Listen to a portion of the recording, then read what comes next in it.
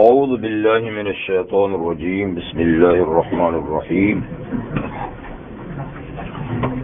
من کان یرید العاجلة عجلنا له فیها ما نشاء لمن نرید ثم جعلنا له جہنم یصلاها مذموما مدحورا ومن اراد الآخرة وسعى لها سعيها وهو مؤمن فأولئك كان سعيهم مشكورا كلا نمد هؤلاء وهؤلاء من عطاء ربك وما كان عطاء ربك محظورا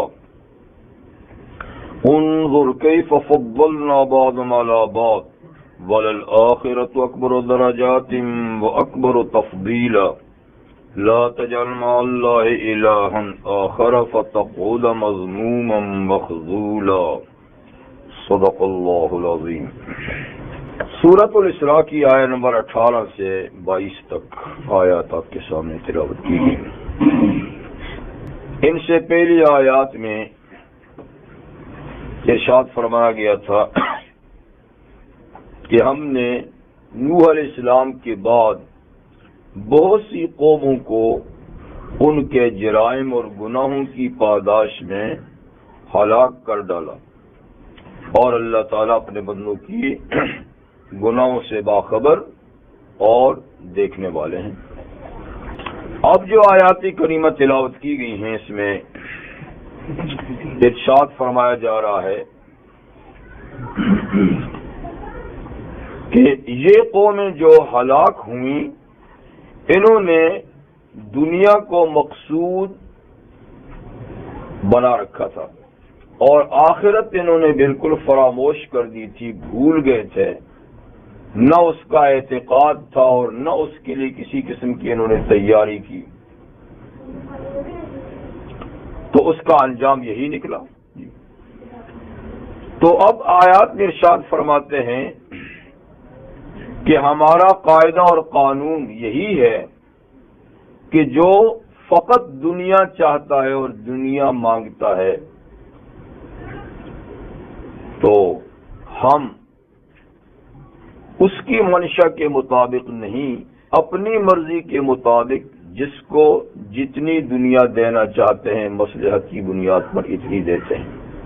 یعنی اس میں ہم کسی طالب دنیا کے پابند نہیں کہ وہ کتنی مانگتا ہے اور جتنی مانگتا ہے اتنی دے دیں، اور جب مانگتا ہے اسی وقت دے دیں، کب دینی ہے، کتنی دینی ہے، یہ ہم اپنے حساب سے یعنی اس کو دیتے ہیں۔ لیکن ایسے شخص کے لیے دنیا ہی دنیا ہے اور عقبہ میں کچھ بھی نہیں سوائے جہنم کے، اس لیے کہ اس نے دنیا ہی مانگی اور وہ دنیا ہی کو مقصود سمجھ رہا ہے۔ جی تو من کان یرید العاجلہ، جو جلدی کی جگہ مانگتا ہے، جلدی کی جگہ کا معنی دنیا کا ایک نام عاجلہ بھی ہے، یعنی جس کے لیے بہت تھوڑا سا وقت ہے اور یہ تھوڑا سا وقت ختم ہو جائے گا۔ یعنی وہ لوگ کتنے بے بصیرت ہیں کہ جو تھوڑے وقت کی چیز مانگتے ہیں اور پائیدار اور مستقل اور لافانی جہان کو انہوں نے بھلا رکھا ہے۔ تو دنیا کا نام اسی لیے عاجلہ رکھا گیا ہے کہ یہ جلد ہی ختم ہونے والی ہے۔ سورہ اعلیٰ میں بھی اللہ تعالیٰ نے ارشاد فرمایا ایسے لوگوں کے بارے میں کہ بل تؤثرون الحیات الدنیا والآخرۃ خیر وابقی، بلکہ تم تو من کان یرید العاجلہ، یعنی جو عاجلہ اور جلدی کی دنیا کو چاہتے ہیں۔ تو میں نے عرض کیا کہ سورہ اعلیٰ میں بھی اللہ تعالیٰ نے فرمایا کہ یہ لوگ کتنے بے بصیرت ہیں اور کتنے احمق ہیں کہ تھوڑے سی وقت کو انہوں نے مقصود بنایا ہوا ہے، اور جو پائیدار اور غیر فانی جہان ہے اس کو انہوں نے بالکل فراموش کیا ہوا، اس کا کوئی ذکر ہی نہیں کرتے۔ تو بل تؤثرون الحیات الدنیا، بلکہ تم دنیا کی زندگی کو ترجیح دیتے ہو، پہلا نمبر دیتے ہو، اولیت دیتے ہو. والآخرۃ خیر وابقی، جبکہ آخرت وہ بہتر ہے دنیا سے، اور ابقا وہ باقی رہنے والی ہے، اس کے لیے فنا نہیں، اس کے لیے فنا ہے. تو حضرت مالک بن دینار رحمۃ اللہ علیہ بزرگان دین میں سے بڑے نیک انسان گزرے ہیں، فرماتے ہیں کہ دنیا بمقابلہ آخرت فرماتے ہیں کہ اگر دنیا سونے کی بنی ہوتی اور اس کی ہر چیز سنہری ہوتی، ہر چیز مٹی سے لے کر پتھر سے لے کر یعنی ہر چیز سونے کی ہوتی، اور اس کے مقابلے میں آخرت ٹھیکری ہوتی. ٹھیکری جانتے ہیں جی؟ وہ جو مٹی کا برتن ہوتا ہے نا، اور وہ جب ٹوٹتا ہے تو اس کے پیس جو ہوتے ہیں اس کو ٹھیکری کہتے ہیں. تو آخرت ٹھیکری ہوتی، دنیا ساری سونا ہوتی، تب بھی میں آخرت کے مقابلے میں دنیا کو ترجیح نہ دیتا، اس لیے کہ یہ سونا بھی ہے تو ایک دن ختم ہے، وہ ٹھیکری بھی ہے تو ہمیشہ کے لیے ہے. چی جائے کہ آخرت سونا ہی سونا ہے، دنیا اس کے مقابلے میں ٹھیکری بھی نہیں ہے، تو پھر بھی اس کو ترجیح دی جائے اس کے مقابلے میں. کہ یہ بابصیرت لوگ ہوتے تھے جی، اور وہ ایسی چیز پہ نظر رکھتے تھے نا جو قیمتی بھی ہے اور لافانی بھی ہے. اور ہماری چونکہ بصیرت نہیں ہے، صرف بصارت ہے، تو ہم تو سامنے دیکھنے والی چیز کو دیکھتے ہیں، عالم غیب کی چیزوں سے ہمارا کوئی سروکار نہیں ہے. اس لیے یہی ہے، یہ گئی تو پتہ نہیں آگے ہوگا یا نہ ہوگا. اگلا معاملہ ادھار کا ہے، یہ نقد کا ہے. تو ہم جو نقد کے جی، تو حق تعالی شان نے دنیا کا نام نہیں رکھا ہے عاجلہ، یعنی جلدی گزر جانے والی. تو من کان یرید العاجلہ، جو صرف دنیا کی زندگی اور اس کا مال و متاع اور ساز و سامان چاہتا ہے، عجلنا لہ فیہا، تو ہم جلدی دے دیتے ہیں اس کو اس دنیا میں، لیکن کتنا؟ ما نشاء، جتنا ہم چاہتے ہیں. جتنا مانگا ہے وہ نہیں، جتنا ہم چاہتے ہیں. اور لمن نرید، جس کے لیے ہم چاہتے ہیں، جس کے لیے ہم چاہتے ہیں. تو یہ اس کی منشا پہ نہیں ہے، یا ہر مانگنے والے کی منشا پہ نہیں ہے. یعنی دنیا کے اندر جو اللہ تعالیٰ نے نعمتیں تقسیم کی ہیں، اپنی حکمت بالغہ کے تحت کی ہیں کہ کس کو کتنی دینی ہے. اس میں مسلمان اور غیر مسلم کی تفریق بھی نہیں کہ کس کو کتنی دینی ہے، یہ اللہ تعالیٰ ہی بہتر جانتے ہیں، اس کو اتنی اس دنیا میں دیتے ہیں. لیکن بہرحال جو فقط دنیا کا طالب ہے، آخرت کا نہیں، تو ظاہر بات ہے کہ یہ کافر ہی ہو سکتا ہے نا، مومن تو نہیں. گیا گزرا مومن بھی آخرت پہ یقین رکھتا ہے، اور بہت بھول بسر جائے تو پھر بھی کبھی نہ کبھی تو آخرت کا تذکرہ کرتا ہی ہے نا. تو اس لیے یہ جو آخرت نہیں دنیا ہی مانگتا ہے نا، یہ کافر ہے. جب یہ ایسا ہے تو ثم جعلنا لہ جہنم، دنیا تو ہم اپنی مرضی سے دیں گے جتنی دیں گے، لیکن اس کی اس کوتا نظری اور آخرت بھولنے کی وجہ سے آگے اس کے لیے فقط جہنم ہی ہے. یصلاھا مذموما مدحورا، اور یہ داخل ہوگا اس جہنم میں مذمت کیا ہوا اور دھکیلا ہوا. یعنی کوئی آؤ بھگت نہیں ہوگی، جاتے ہوئے بھی لعنت برسے گی، آنے والے بھی، جانے والے جو جائیں گے تو وہاں جو موجود ہوں گے وہ بھی آگے سے لعنت سے استقبال کریں گے. جیسے کہ سورہ اعراف میں کلما دخلت امت لعنت اختہا، جب بھی پچھلی جماعت جہنم میں جائے گی تو آگے جو جا چکی ہے نا، وہ اپنی اس بہن آنے والی جماعت کو لان تان کرے گی کہ احمقو بے وقوف، ہم تھوڑے سے تم بھی آ گئے ہو، تم بھی آ گئے ہو، بدنصیب ہو. تو کوئی اچھا استقبال نہیں ہوگا، برے لفظوں سے وہ استقبال کریں گے.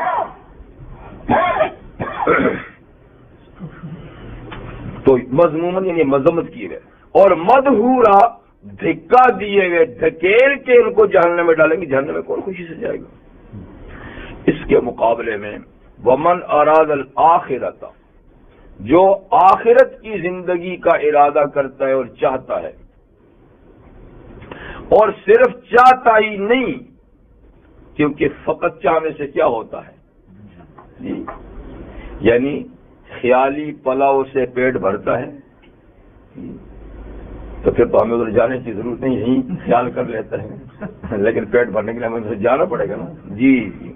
تو اس میں من اراد الآخرہ، جو آخرت چاہتا ہے اور صرف چاہنے سے بات نہیں، وسعی لہا سعیہا، اور پھر آخرت کے لیے وہ اس کے مناسب محنت اور کوشش بھی کرتا ہے، وسعی اور کوشش بھی کرتا ہے، اور ہر کوشش بھی نہیں، سعیہا جو مناسب آخرت کے ملنے کی کوشش ہے، یعنی جو اللہ تعالیٰ نے اعمال اور ایمان تجویز کیا ہے آخرت کے لیے، وہ ایمان اور اس جیسے اعمال کرتا ہے، تو اگر ایمان بھی اس طرح کا نہیں، یا ایمان ہے تو عمل اس طرح کا نہیں، تو یہ بھی آخرت حاصل کرنے کے لیے ناکام کوشش ہے۔ تو کامیاب اور مناسب کوشش آخرت کے لیے کیا ہے؟ وہی جو اللہ اور اللہ کے نبی صلی اللہ علیہ وسلم نے بتائیے، سال سایہ، اور اس سعی کے لیے ضروری ہے کہ وہ مومن، وہ مومن بھی ہو، کیونکہ ایمان کے بغیر اگر مناسب سعی بھی کی جائے تو وہ قابل قبول نہیں ہوگی، اس لیے کہ ایمان بنیاد ہے اعمال کے لیے، تو ایمان ٹھیک نہیں تو سعی بھی قابل قبول نہیں۔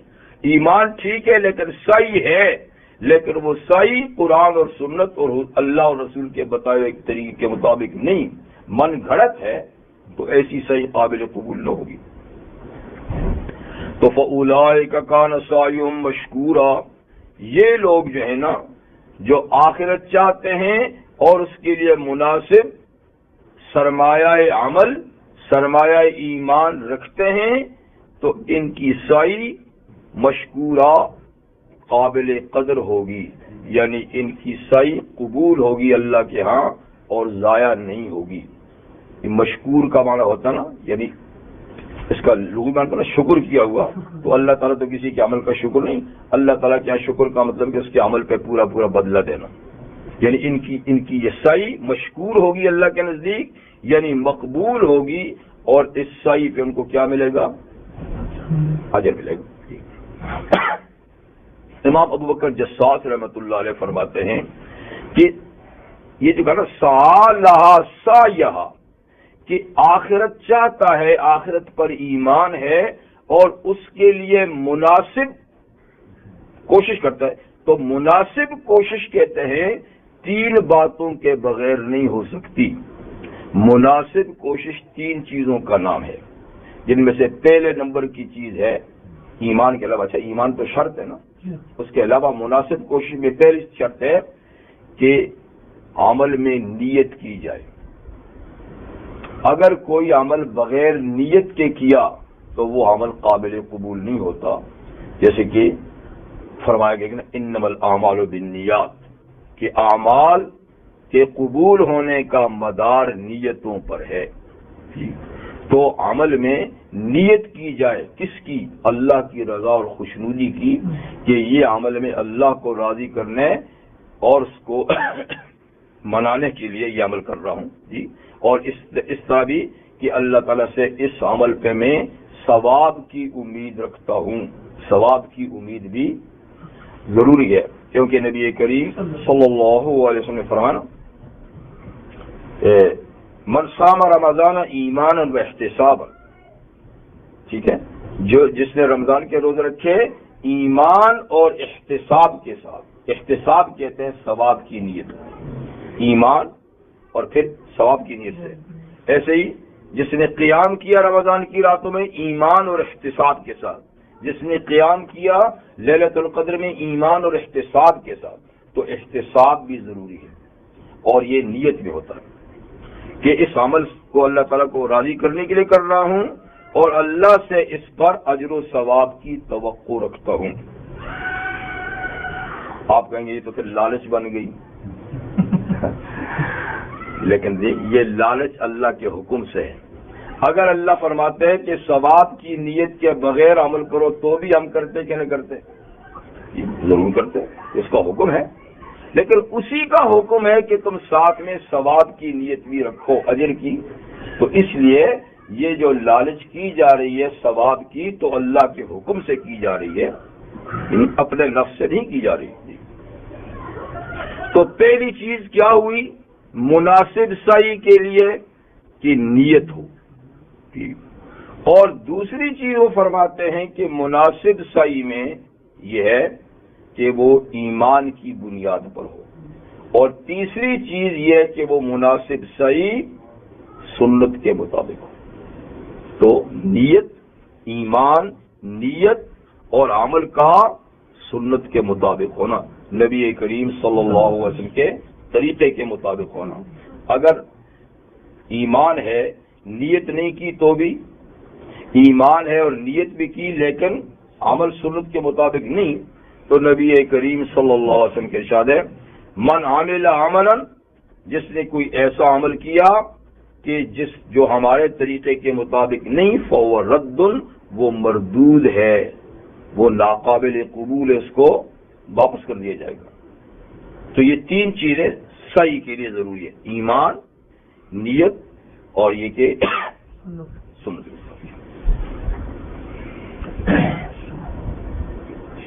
کُلًّا نُمِدُّ هَؤُلَاءِ وَهَؤُلَاءِ مِنْ عَطَاءِ رَبِّكَ، سب کی ہم مدد کرتے ہیں۔ اللہ تعالیٰ فرماتے ہیں سب کی نمد، ہم مدد کرتے ہیں، مانگنے والے کی بھی کرتے ہیں، نہ مانگنے والے کی بھی کرتے ہیں، مومن کی بھی کرتے ہیں، کافر کی بھی کرتے ہیں، یعنی ہر ایک کی ہم مدد کرتے ہیں۔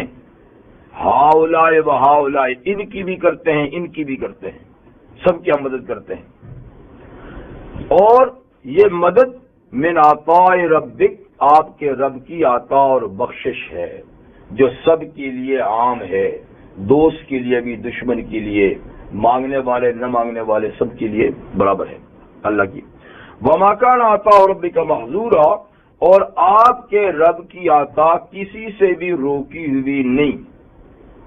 دنیا میں اللہ کی عطا اور بخشش کا معاملہ جو ہے نا سب کے ساتھ یکساں ہے، اور اللہ تعالیٰ کی حکمت کے مطابق، یہ بھی حکمت کے مطابق، کیونکہ حق تعالیٰ شان سورہ شورى میں فرماتے ہیں کہ وَلَوْ بَسَطَ اللَّهُ رِزْقَ لِعِبَادِهِ لَبَغَوْا فِي الْأَرْضِ وَلَكِنْ يُنَزِّلُ بِقَدْرٍ مَا يَشَاءُ إِنَّهُ عَلِيمٌ قَدِيرٌ، اگر اللہ روزی پھیلا دیتا سب کے لیے، سب کو ایک سطح کی روزی عطا فرما دیتا، تو زمین میں بغاوت مچ جاتی، زمین کا نظام بگڑ جاتا۔ لیکن چونکہ زمین کے نظام کو چلانا مقصود ہے اور روزی دینے میں مساوات اور برابری یہ بگاڑ کا ذریعہ تھا، تو اس لیے اللہ تعالی نے وَلَكِنْ يُنَزِّلُ بِقَدْرٍ مَا يَشَاءُ، اللہ روزی نازل کرتا ہے ایک خاص اندازے کے ساتھ جتنا اللہ چاہتا ہے۔ تو جتنا اللہ تعالیٰ چاہتے ہیں اتنی روزی ہر آدمی کو دیتے ہیں، اس کے مطالبے پہ نہیں دیتے، اس کے مطالبے پہ نہیں دیتے۔ وہ صلاحیتیں اللہ تعالیٰ جانتے ہیں کہ کتنی دینی اس کے لیے ٹھیک ہے۔ وہ ایک حدیث قدسی ہے جس میں نبی کریم صلی اللہ علیہ وسلم فرما کہ اللہ تعالیٰ جل مجدہ فرماتے ہیں کہ میرے کچھ ایسے بندے ہیں کہ جن کو بیمار رکھنا ہی ان کی مصلحت ہے، ان کی خیر، ان کی بھلائی بیمار رکھنے میں ہے۔ میں جانتا ہوں کہ اگر ان کو تندرست بنا دوں تو ان کا ایمان بگڑ جائے یا وہ کوئی اور بگاڑ پیدا کر دیں گے، تو ان کی خیر ہے کہ وہ پڑے رہیں۔ اور کچھ ایسے بندے ہیں کہ جن کے لیے صحت ہی اچھی ہے، ان کو بیمار کر دوں تو بگاڑ پیدا ہو جائے۔ اچھا، پھر میرے کچھ ایسے بندے ہیں کہ جن کو زیادہ دینا نقصان ہے، زیادہ دوں تو بگڑ جائیں تو ان کو اس سطح کا دیتا ہوں، اور کچھ ایسے کہ جن کو کم دوں تو بگڑ جائیں تو ان کو اس لیول کا دیتا ہوں۔ تو میں اپنے بندوں کے احوال کو اچھی طرح جانتا ہوں اور ان کے ساتھ معاملہ ان کے حالات کے مطابق کرتا ہوں۔ اللہ ہی نے سب کے مزاج بنائے، سب کے حوصلے بنائے۔ اب چھوٹے چھوٹے حوصلے والے کو ایک دم زیادہ مل جائے تو اس کا ہاتھ پیٹ ہو جائے گا۔ ہاں یہ بات ہے نا۔ اسی طریقے سے جس کو وافر ملا ہے اس کے لیے بڑا حوصلہ رکھا ہے، اس کا کم ہو جائے نقصان ہے۔ تو بہر صورت اللہ تعالیٰ کی یہ دین، یہ عنایت جو دنیا میں ہے، تو یہ اصلاح احوال کے تحت، ٹھیک ہے نا۔ انظر کیف فضلنا بعضهم علی بعض، دیکھیے ہم نے کس طرح بعض کو بعض پر، کس طریقے سے ہم نے بعض لوگوں کو بعض دوسروں پر برتری عطا کی ہے۔ یعنی تمام لوگ جو ہے نا وہ ایک سطح کے نہیں ہیں، اللہ تعالیٰ نے ہر چیز میں اونچ نیچ رکھی ہے لوگوں میں۔ آپ دیکھتے ہیں قد و قامت میں بھی اونچ نیچ ہے، رنگ و روپ میں بھی، مزاج میں بھی تفاوت ہے، فرق ہے۔ تو ہم نے کس طرح بعض لوگوں کو بعض دوسروں پر فضیلت اور برتری دی ہے دنیا میں، تو ہر چیز میں دی ہے، صحت میں بھی دی ہے، کوئی زیادہ صحت مند ہے، کوئی کم صحت مند ہے جی، اور علم کے لحاظ سے بھی دی ہے، اور کئی چیزوں کے لحاظ سے۔ لیکن کئی چیزیں، کئی نعمتیں ایسی جو اللہ تعالیٰ نے مساوی اور برابر بھی تقسیم کی۔ ہوا سب کو اللہ برابر دے رہا ہے، سورج کی روشنی اللہ تعالیٰ سب پہ برابر کر رہا ہے، بارش اللہ سب پہ برسا رہے ہیں جی۔ تو کئی نعمتیں تو مساوی ہیں، لیکن کئی نعمتوں میں فرق ہے، تفاوت ہے، اونچ نیچ رکھی ہے۔ دیکھیے کوئی حاکم ہے، کوئی محکوم ہے، کوئی آجر ہے، کوئی اجیر ہے، یعنی کوئی مالک ہے، کوئی ملازم ہے جی، اور کوئی کارخانے دار ہے، کوئی اس کے اندر مزدور ہے، کوئی مالک کی دکان ہے، کوئی اس کے اندر ملازم ہے۔ تو یہ سسٹم اور یہ نظام اللہ تعالیٰ نے اونچ نیچ کا رکھا ہے۔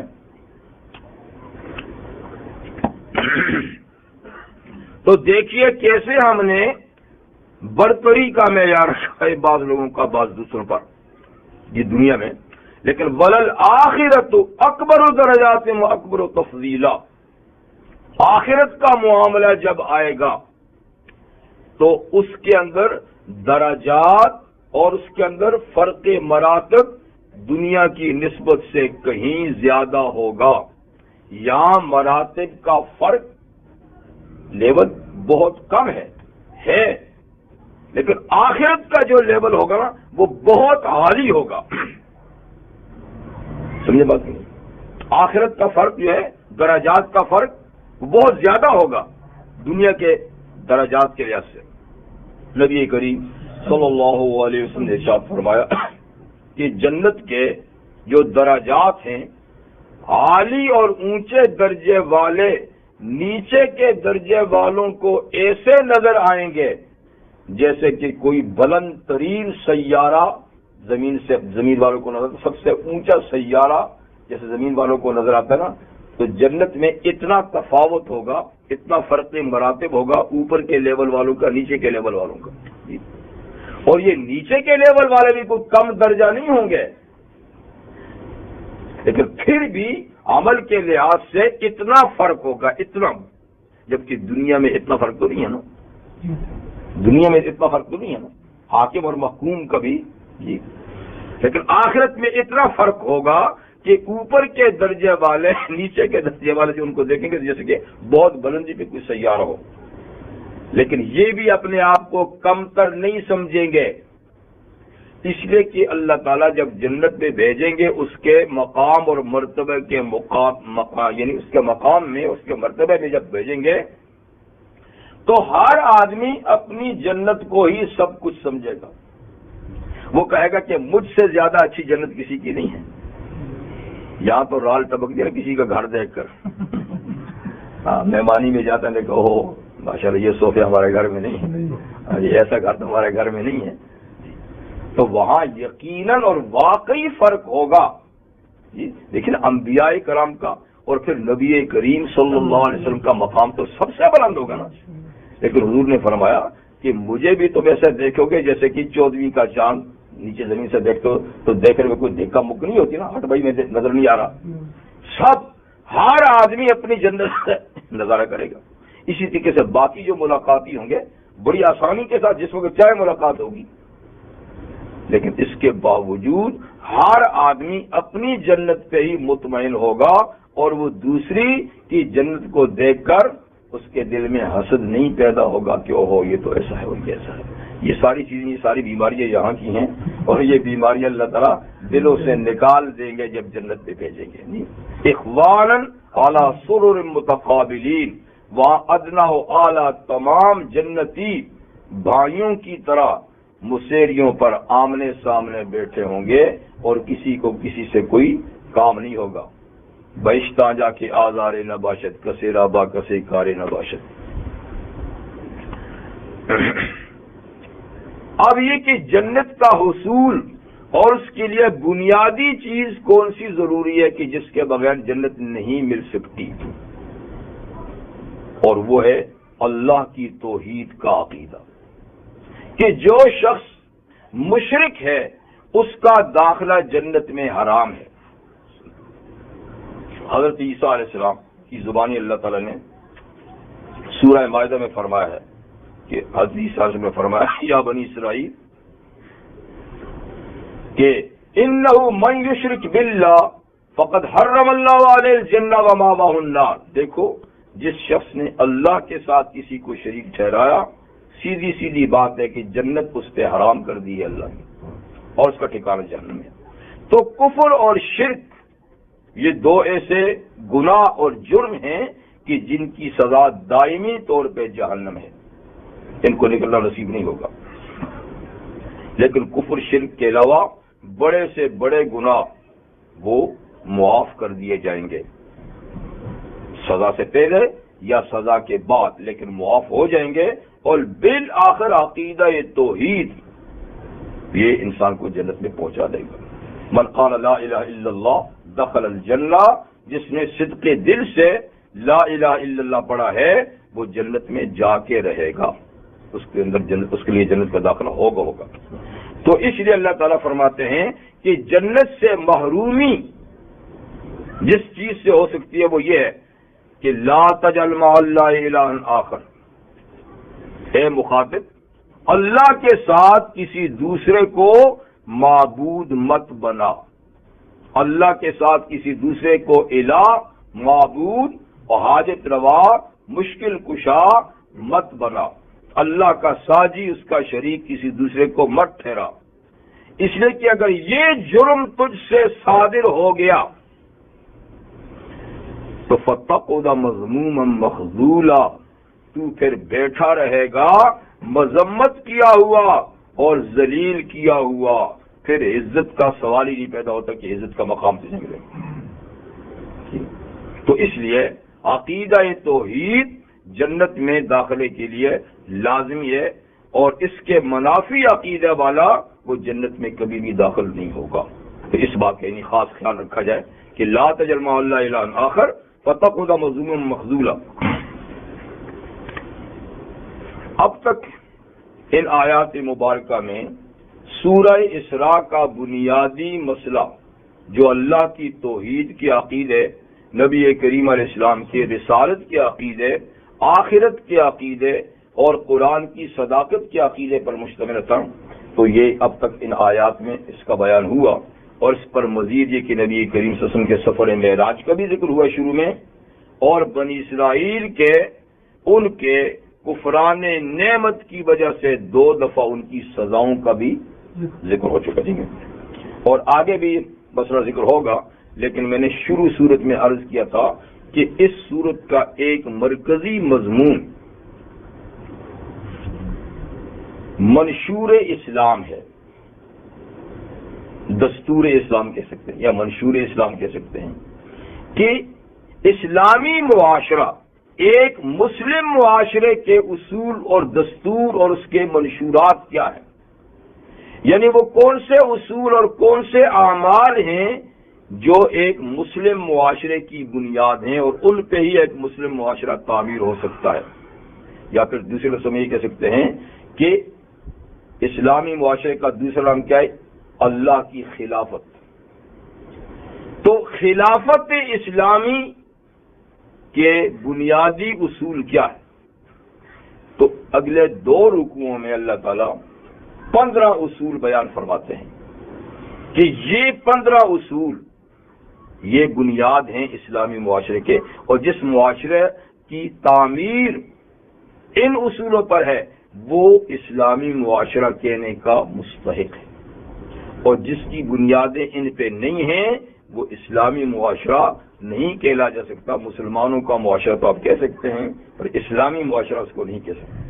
جی اسی طریقے سے جس حکومت کی بنیادوں میں یہ اصول کار فرما نہیں، جس کے دستور میں یہ چیزیں شامل نہیں، وہ اسلامی دستور نہیں ہوگا.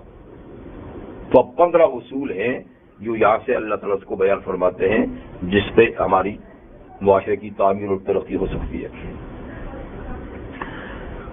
ان میں سے پہلی بات یعنی نقطہ اول، وَقَضَىٰ رَبُّكَ أَلَّا تَعْبُدُوا إِلَّا إِيَّاهُ، یہ پہلی بات ہے. قضا کا معنی فیصلہ کر دینا. آپ کے رب نے اس بات کا فیصلہ کر لیا ہے وہی بھیج کر کہ حقوق عبادت میں اللہ کے ساتھ کسی کو شریک مت بناؤ. عبادت اللہ کا حق ہے. عبادت کس کا حق ہے؟ اللہ کا حق ہے. لہذا اللہ کے سوا کسی اور کی عبادت نہیں ہونی چاہیے، ورنہ یہ اللہ کے حق کو ضائع کرنا ہے. اور جس معاشرے میں اللہ کا حق ہی محفوظ نہ ہو وہ اسلامی معاشرہ کیا ہوگا؟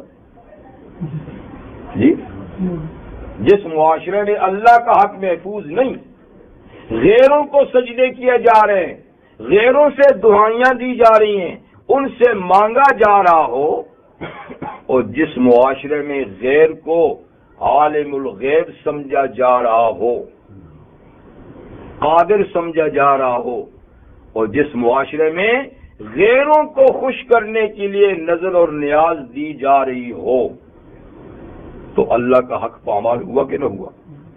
اور جہاں اللہ کا حق نہ محفوظ ہو تو وہ معاشرہ اسلامی معاشرہ نہیں. اس لیے کہ دیکھیے نا، اسلام مختصر لفظوں میں اسلام 2 چیزوں کا نام ہے: اللہ کے حقوق، بندوں کے حقوق. اللہ کے حقوق، بندوں کے حقوق.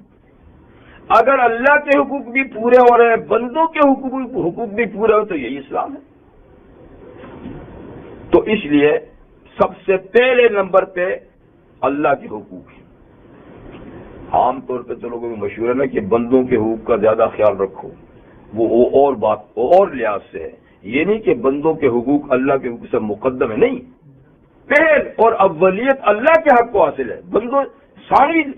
لیکن وہ جو کہا تھا نا کہ اس سے زیادہ خطرہ ہے، وہ اس لحاظ سے کہ بندے اپنا حق معاف نہیں کرتے، اور اللہ سے معافی مانگ رہے تو معاف کر دیتا ہے. اللہ غنی ہے تو اس کا کوئی حق نہیں ادا کیا، سچے دل سے آپ توبہ کریں تو معاف کر دے گا، وہ غنی ہے. کیونکہ بندے محتاج ہیں اور محتاج اپنا حق نہیں چھوڑا کرتا. جی تو اس لحاظ سے کہتے ہیں نا بندوں کا ذرا زیادہ خیال کرو. جی یہ نہیں کہ اللہ تعالیٰ کے حقوق کو پسے کچھ ڈال دو، وہ بات نہیں ہے، ورنہ اصل اولیت تو اللہ کے حق کو حاصل ہے. تو اس لیے اللہ تعالیٰ نے جا بجا قرآن مجید میں جب ان حقوق کا تذکرہ کیا ہے تو اپنا حق سب سے پہلے بیان کیا ہے. جیسے کہ پہلے سپارے میں ہے وَإِذْ أَخَذْنَا مِيثَاقَ بَنِي إِسْرَائِيلَ لَا تَعْبُدُونَ إِلَّا اللَّهَ. ہم نے بنی اسرائیل سے جب میثاق لیا تو میثاق کی شق اول کیا تھی؟ لا تعبدون الا اللہ، اللہ کے حق کی عبادت میں کسی کو شریک مت ہے. اسی طرح 5ویں پارے میں وَاعْبُدُوا اللَّهَ وَلَا تُشْرِكُوا بِهِ شَيْئًا، کہ اللہ ہی کی عبادت کرو اور اللہ کے حقوق کی عبادت میں کسی کو بھی شریک مت ٹھہراؤ. پھر آگے حقوق العباد ہے، اور یہاں بھی قضا ربک اللہ تعبدوا، کہ اللہ کی عبادت کرو اور کسی دوسرے کی عبادت نہیں کرو. اب عبادت نام کس چیز کا ہے؟ عبادت نام ہے غایت تعظیم کا، انتہائی درجے کی تعظیم، انتہائی درجے کی عظمت کس کی ہونی چاہیے دل میں؟ اللہ کی. اور اپنے جسم سے انتہائی درجے کی تعظیم کا اظہار کیسے کرتے ہیں؟ ہاتھ باندھ کے، سر جھکا کر، کمر جھکا کے، سر سامنے رکھ کر. یہ انتہائی درجے کی تعظیم ہے. لہذا یہ کس کا حق ہے؟ اللہ کا. کسی کے گھر کا پھیرا ڈالنا، کسی کے گھر کے چاروں طرف پھرنا، یہ اللہ کا حق ہے کہ اسی کے گھر کے پھیرے اور طواف، کسی اور گھر کے پھیرے اور طواف. اسی طریقے سے کسی کی رضا اور خوشنودی حاصل کرنے کے لیے مال دینا، نظر و نیاز، قربانی، یہ اللہ کا حق ہے، غیر کا نہیں. غیر کے نام کی قربانی دی شرک، غیر کے نام کی نظر و نیاز دی شرک جی، غیر کے سامنے سر جھکایا، کمر جھکائی، شرک جی. تو یہ حقوق عبادت ہے. ٹھیک ہے نا؟ عبادت چاہے زبان سے کریں تو انتہائی تعظیم کے الفاظ صرف اللہ کے لیے ہے، دوسرے درجے میں پھر نبی کے لیے ہے، پھر درجہ بدرجہ. سب سے زیادہ تعظیم کے الفاظ صرف کیا ہے؟ اللہ کے لیے. اللہ اکبر، اللہ اکبر نہیں. اب کسی اور کو کہ فلانا اکبر جی، لیکن اس میں کسی زمانے میں وہ جلال الدین اکبر جو بادشاہ بنا تھا جی، تو جب گمراہی پھیلتی ہے نا تو اچھا خاصے اس کی زد میں آ جاتے ہیں. تو کچھ اس کو مولوی مل گئے تھے نا، عالم اس کو بھی ایسے مل گئے تھے جو اس کے دین اکبری کے حمایتی تھے. تو انہوں نے اس اللہ اکبر میں کیا تحریم کی، کیا یعنی کیا تحریف کی، تحریف کی، تبدیلی کی کہ نا اللہ اکبر کا معنی ہے اللہ اکبر جو ہے نا یہ اللہ ہے، اللہ اکبر. اللہ یہ اکبر جو ہے نا یعنی یہی اللہ ہے. انا للہ و انا الیہ راجعون. انسان جب بگڑتا ہے نا تو کیسے بگڑتا ہے، کیسے بگڑتا ہے. تو اللہ اکبر میں نے کہا یہ اللہ کا انتہائی تعظیمی کلمہ ہے. جیسے کہ سب سے بڑی عبادت کا آغاز ہم کیا کہتے ہیں اللہ اکبر، تو یہ صرف اللہ کے لیے، یہ صرف اللہ کے لیے.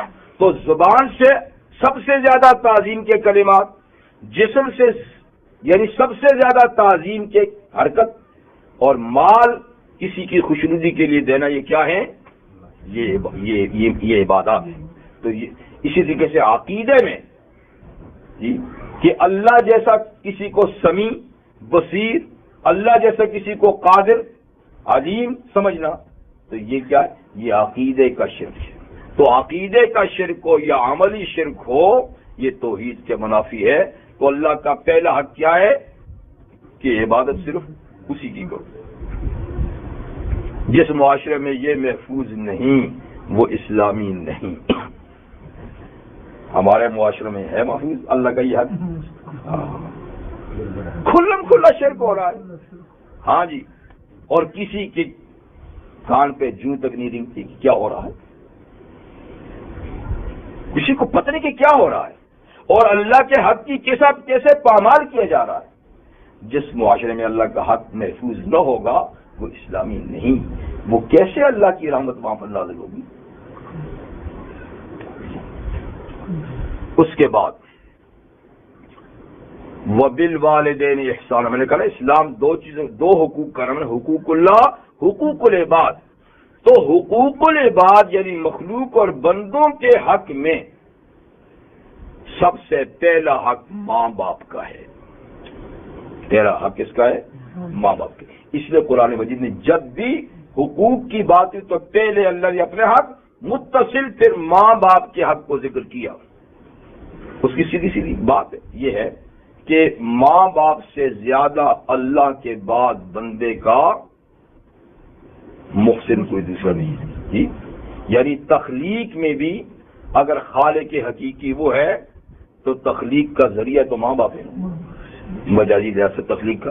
اور پھر یہ کہ تخلیق ہونے کے بعد پھر کیا ہے, دونوں الجھن میں ہوتے ہیں, مشقت میں ہوتے ہیں, پریشانی میں ہوتے ہیں, اور اپنی راحت و آرام قربان کر کے اس معصوم بچے کی پرورش میں دن رات ایک کرتے ہیں اور کرتے کرتے کرتے پھر وہ پروان چڑھتا ہے. تو اللہ تو محسن حقیقی ہے, خالق حقیقی ہے, لیکن اس عالم کائنات میں مجازن یہی دو شخصیتیں انسان کی بقا کا ذریعہ بھی اور تخلیق کا بھی ذریعہ. اس لیے طرف فرماتے کہ میرے بعد حقوق العباد میں سب سے بڑا حق ماں باپ کا ہے. اور ماں باپ کا حق اللہ نے کیسے بیان کیا؟ بالوالدین احسانا, کہ ماں باپ کے ساتھ احسان کرو. بس لفظ احسان یہ بڑا جامع لفظ ہے, اس میں سارے حقوق آ گئے, کرو کیا نہ کرو کیا. یعنی ماں باپ کے ساتھ کیا کرنا ہے کیا نہیں کرنا, یہ دونوں باتیں احسان میں آ گئی. حسن سلوک نا, حسن سلوک, تو حسن سلوک بڑا جامع لفظ ہے, لیکن اس آیہ کریمہ میں اللہ تعالیٰ نے حسن سلوک کی پوری تشریح بھی کر دی ہے. تو آپ پیغام تو نہیں لائیں, پیغام نہ لائیں, ویسے آپ تشریح لائیں. تو اس کی کچھ تشریح اللہ تعالیٰ نے یہاں کر دی, ٹھیک ہے, لیکن عام طور پہ قرآن یہی ہے وَبِالْوَالِدَيْنِ إِحْسَانًا وَبِالْوَالِدَيْنِ إِحْسَانًا وَبِالْوَالِدَيْنِ إِحْسَانًا, اور کہیں حسنا, یہاں اس کی کچھ تفصیل ہے. تو یہ آیہ کریم ماں باپ کے حقوق میں ذرا مفصل ہے, تفصیل ہے. اِمَّا يَبْلُغَنَّ عِندَكَ الْكِبَرَ, یہ بیٹے اور بیٹی کو سمجھائی جا رہی ہے بات کہ جب تک ماں باپ جوان ہیں وہ تو اپنا حق یوں بھی تم سے وصول کر سکتے ہیں جی, اور تم بھی شاید کسی لالچ میں ان کا حق دو ان کو. لیکن مسئلہ جب مشکل ہو جاتا نا بڑھاپے میں پھر نظریں بدل جاتی ہیں. ہاں جی, تو اللہ تعالیٰ بڑھاپے کی زندگی کا یہاں ذکر فرماتے ہیں. اما یبلغن عندک الکبر, اے بیٹے یا بیٹی, اگر تیرے پاس تیری زندگی میں بڑھاپے کو پہنچ جائیں تیرے ماں باپ, احدہما و کلاہما, ان دونوں میں سے ایک یا دونوں بڑھاپے کو پہنچ جائیں, تو جب بڑھاپے میں پہنچ جاتا نا آدمی تو پھر اس میں وہ کمزوریاں واپس آ جاتی ہیں جو آدمی میں بچپن میں ہوتی ہیں, جو بچوں میں بچپن میں ہوتی ہے نا. تو جب انتہائی بڑھاپا ہو جائے نا تو وہ کمزوریاں پھر عود کر کے آ جاتی ہیں, اور بالکل بوڑھوں کی زندگی بھی پھر بچگانا ہو جاتی ہے, بات بات میں ناراض ہو جانا, ضد کر لینا. تو اس لیے اس وقت پھر ان کی دیکھ بھال اور ان کے حقوق کی نگہداشت بچوں کے لیے مشکل ہو جاتی ہے. اس میں فرمایا کہ جب دونوں میں سے ایک بوڑھا ہو جائے نا تو فلا تقل لهما اف, دیکھنا ان کے سامنے اف تک نہ کہنا, اف تک نہ کہنا. اف تو خیر عربی کا لفظ ہے اور یہ کم سے کم اظہار ناراضگی کا لفظ ہے. اگر اس سے کم کوئی لفظ ہوتا تو اللہ تعالیٰ اس کا ذکر فرماتا ہے. یعنی کم سے کم درجے میں آدمی جو اپنی ناراضگی کا اظہار کرتا ہے نا تو وہ عربی میں اف. تو اتنا لفظ بھی نہ بولنا. لیکن ہماری اصطلاح میں اف نہیں ہے, ہماری بیٹا ادھر آ جا, یہ کام کر لے, تو اف کی جگہ ہمارے ہاں یہ ہوں کا لفظ ہے. یہ ہوں بھی نہ کر. ولا تنہرہما, اس سے بڑھ کر, یہ تو کم سے کم اس سے بڑھ کر زیادہ, اور ان کو ڈانٹ بھی مت دلا. تو ادنا اور اعلیٰ دونوں لفظ ذکر کر دیا, بیچ کی آپ خود سمجھ لیں. یہ کم سے کم اف, زیادہ سے زیادہ ڈانٹ. آپ تو بس ہمیشہ ایسا کرتے رہتے ہیں, یہ ڈانٹ ہے. تو یہ بڑا لفظ ہے, تو بیچ میں پھر لیبل بدلتے رہتے ہیں. تو نہ ان کو ڈانٹ نہ اف کے, بلکہ چپ بھی نہ رہے. قل لہما قولا کریما، ان کی ہر سخت بات پہ بھی عزت اور شرافت سے جواب دے. ان دونوں کے سامنے جب بات کر تو کریما یعنی شرافت کی بات، عزت احترام کی بات، ان کے ساتھ عزت احترام کی بات کر. یہ تو بات کی ہے نا.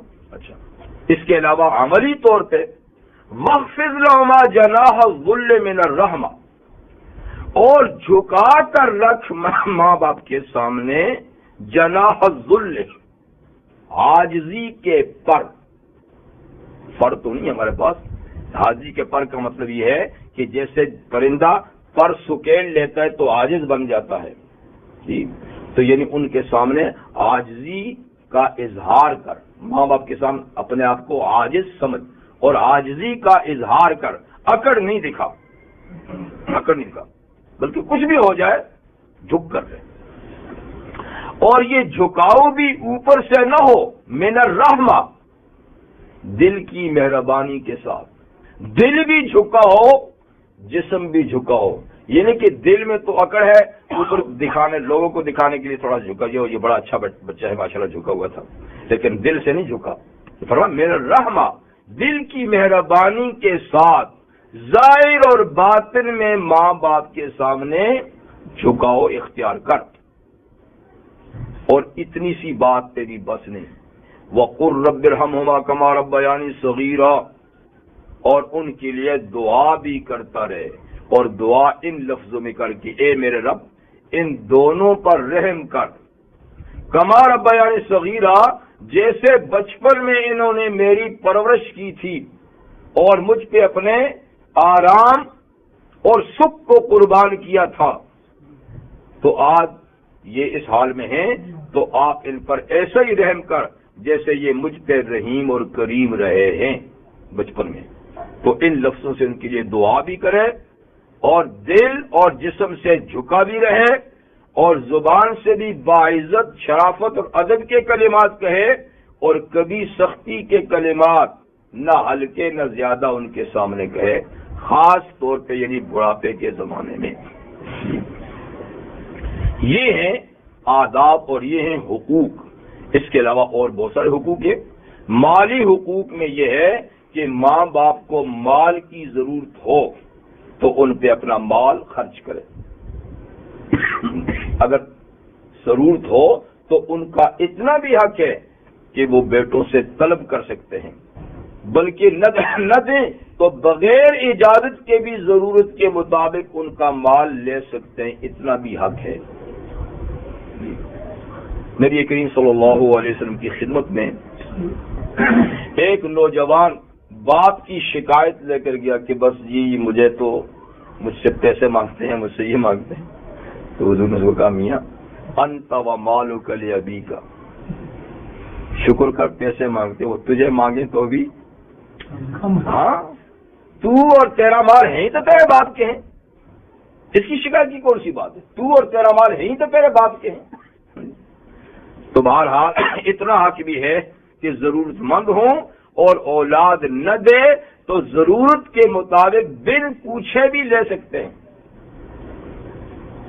اور یہ کہ وہ ان کو چاہیے کہ وہ خود ان سے پوچھیں کہ آپ کی ضروریات کیا ہیں اور ان کی ضرورت کو یعنی پورا کیا جائے. ہاں اگر وہ خود مالدار، ان کے پاس سب کچھ ہے تو ان کو لینے بھی نہیں چاہیے، مانگنے بھی نہیں چاہیے، ہر بات ہے.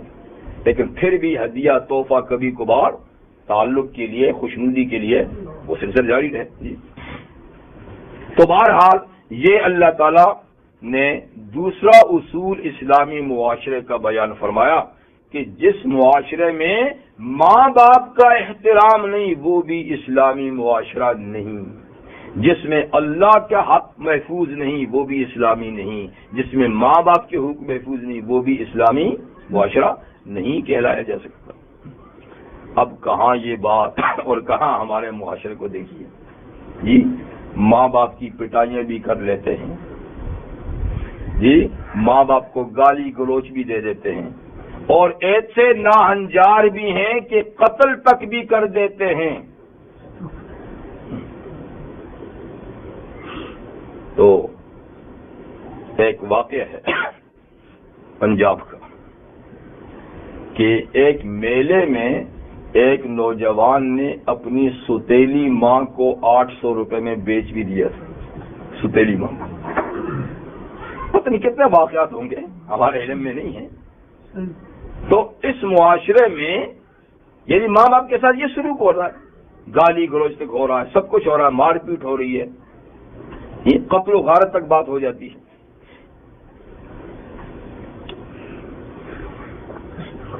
پنجاب میں ایک جگہ ایک عالم تھے تو فرماتے تھے کہ میں جا رہا تھا, رستے میں جا رہا تھا, تو دیکھا تو ایک بوڑھا اور ایک جوان آپس میں لڑ رہے ہیں. تو بوڑھا کافی بوڑھا تھا, یہ نوجوان تھا, تو کہتے ہیں ان کو لڑتا دیکھا تو ان کو بیچ بچاؤ کے لیے ہم ادھر چلے گئے. اور نوجوان سے کہا کہ بیچارے بوڑھے کو کیوں مارتے ہوئی, ان کم از کم مارتا ہے تو اپنے جیسے جوان کو مار, 2 تجھے لگائے گا 2 اس کو لگا, مقابلہ برابر. اس بوڑھے میں ہے کیا جو اس کو مارتا ہے؟ جاؤ شاہ جی میرا اپنا پیو ہے. آپ کو شاہ جی کیا لگا ہو, یہ تو میرا اپنے والد اگر میں مارتا ہوں تو. اس نے کہا یار انا للہ و انا الیہ راجعون, میں نے کہا کوئی غیر بوڑھا ہے تو مار رہا ہے, ظلم کر رہا ہے, اور یہ تو ظلم بالائے ظلم, ستم بالائے ستم کے باپ کو مار رہا ہے. باپ تو کعبہ کے درجے میں ہے. شاہ صاحب نے کہا باپ تو کعبہ کے درجے میں. او جی کعبے کی دیواریں ڈنگیاں ہو جان تو سیدھی نہیں کرنی چاہیے. کعبے کی دیواریں ٹیڑھی ہو جائیں سیدھی نہیں کرنی چاہیے. یعنی کعبہ ہی صحیح لیکن ٹیڑھا ہو گیا تو اسی میں سیدھا کر رہا ہوں. انا للہ و انا الیہ راجعون. جس معاشرے میں ایسے جوان ہوں تو وہ کیا اسلامی معاشرہ ہوتا ہے جس میں ماں باپ کے ساتھ یہ سلوک ہوتا ہے. آپ کو پتہ ہے اچھی طرح, مجھ سے زیادہ اچھی پتہ ہے. تو آج ہمارے معاشرے میں نہ حق اللہ محفوظ نہ حقوق والدین محفوظ.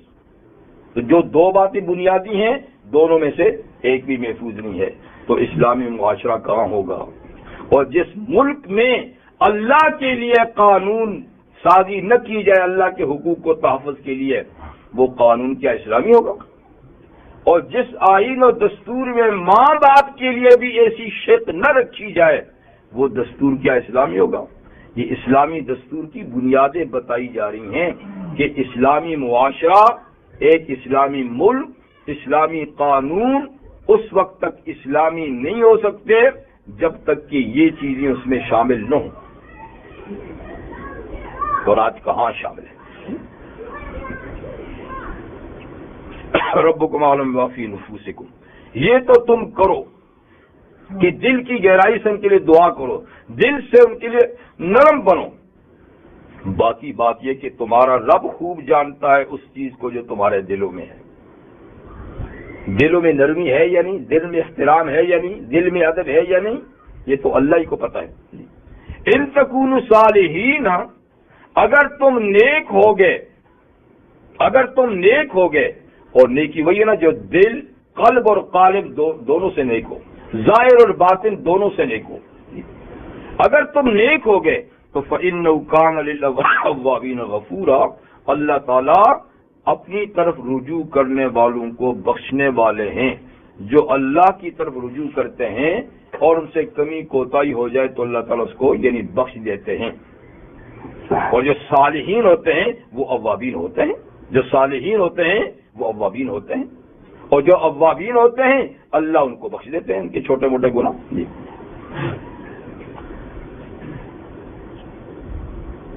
نبی کریم صلی اللہ علیہ وسلم نے چاشت کی نماز پڑھتے ہوئے کچھ حضرات کو دیکھا, یعنی جو 9-10 بجے نماز پڑھی جاتی ہے نفل نماز, تو حضور نے فرمایا تلک صلاۃ الاوابین, یہ اللہ کی طرف رجوع کرنے والوں کی نماز ہے جو پڑھی جاتی ہے. کب؟ جب اونٹ کے بچوں کے پاؤں ریت میں گرم ہو جاتے ہیں, یعنی جب دھوپ اتنی تیز ہو جاتی ہے کہ اونٹ کے چھوٹے بچے نا اپنا پاؤں جما کر ریت میں نہیں رکھ سکتے, ریت اتنی, یہ عرب کی بات ہے نا, تو گرم ہو جاتی ہے. اس وقت یعنی جو نماز پڑھی جاتی ہے یہ اوابین کی نماز ہے, یعنی اللہ کی طرف خاص طور پہ رجوع کرنے والوں کی نماز ہے. تو یہ نفلی نمازوں میں سے ایک نماز ہے چاشت، جس کی کم سے کم 2 رکعتیں ہیں۔ عام معمول حضور کا 4 رکعتوں کا تھا، 8 بھی آپ نے پڑھی اور 12 تک بھی آپ نے پڑھی، 2 سے 12 تک۔ فتح مکہ والے دن حضور علیہ السلام نے 8 رکعت چاشت کی نماز پڑھی۔ عبداللہ ابن عباس رضی اللہ عنہ فرماتے ہیں کہ مغرب کے جو بعد 6 رکعتیں نماز پڑھے تو فرشتے رحمت کو اس کو گھیر لیتے ہیں۔ ہماری اصطلاح میں اس نماز کا نام اوابین ہے، یعنی ہمارے ہاں مشہور ہے کہ مغرب کے بعد کے نوافل کو اوابین کہتے ہیں، لیکن حدیث میں حضور نے چاشت کی نماز کو اوابین کی نماز قرار دیا ہے۔ تو بہرحال نفلی نمازوں میں تہجد کی، چاشت کی اور مغرب کے بعد کے نوافل جو ہیں یہ بھی بڑی قیمتی نمازیں ہیں اللہ کی رجوع کرنے والوں کی۔ تو 2 حقوق بیان ہو گئے، وہ حق اللہ اور حق الوالدین، جو اسلامی معاشرے کی پہلے 2 اصول ہیں۔ اب باقی رہ گئے 13، انشاءاللہ آہستہ ہو جائیں گے۔ سبحانک اللہم و بحمدک، اشہد ان لا الہ الا انت، استغفرک و اتوب الیک۔